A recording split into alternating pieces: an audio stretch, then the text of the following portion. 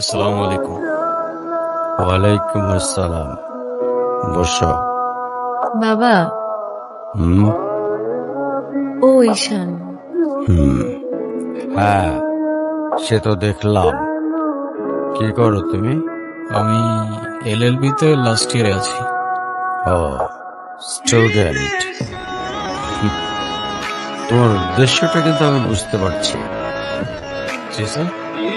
তোমাদের মতো ছেলেরা কেন আমাদের মতো বিজনেসম্যানের মেয়েকে টার্গেট করে, কিসের লোভে, সেটা আমার খুব ভালো করে জানা আছে। বাবা কি বলছো এসব? তুমি চুপ করো, আমি কথা বলছি। তোমার ফ্যামিলিতে আর কে কে আছেন? বাবা মা দুজনেই আছেন, কিন্তু ফ্যামিলি বলতে আমি একা। তার মানে আমি তো ঠিক বুঝলাম না।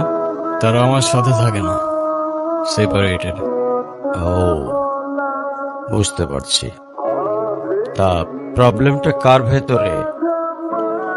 বাবা মাকে ছেড়ে চলে গেছেন নাকি মা বাবাকে? আপনি ঠিক কি মিন করতে চাচ্ছেন আমি ঠিক বুঝলাম না স্যার। আই মিন, ক্যারেক্টারের প্রবলেমটা কার ভেতরে ছিল, তোমার বাবার না মার? আরে সমস্যা তো আপনার ক্যারেক্টারে। You don't even know the basic manners. কিভাবে কারোর সাথে কথা বলতে হয় সেই ভদ্রতাটাও শেখেন নাই আপনি। আমাকে আসছে আমার বাবা মা নিয়ে কথা বলতে। আর হোয়াট ইউ মিন ভাই তোমার মতো ছেলে? হ্যাঁ, কি টার্গেট করছি আমি? আপনার টাকা? অবভিয়াসলি, তা নয় তো কি।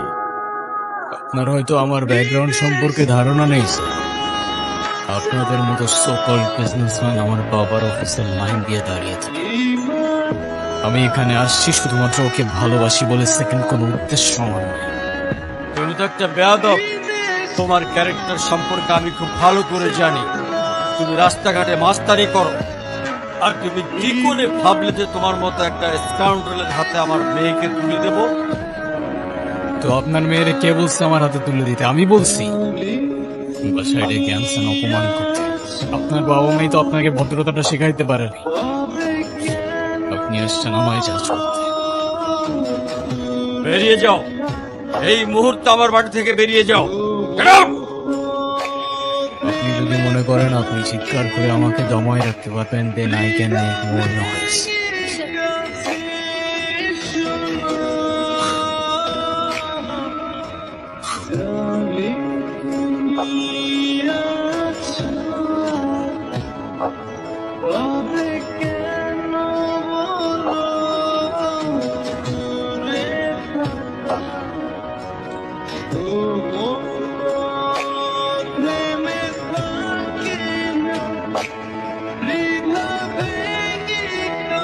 আমি বাবাকে অনেক কষ্ট করে ম্যানেজ করছি। তুমি জাস্ট একটা বার কি সরি বলো, সব কিছু ঠিক হয়ে যাবে। আমি কেন সরি বলবো? উল্টা তোমার বাবাকে বলো আমাকে এসে সরি বলতে। ঈশান, ফল্ট তোমারও ছিল।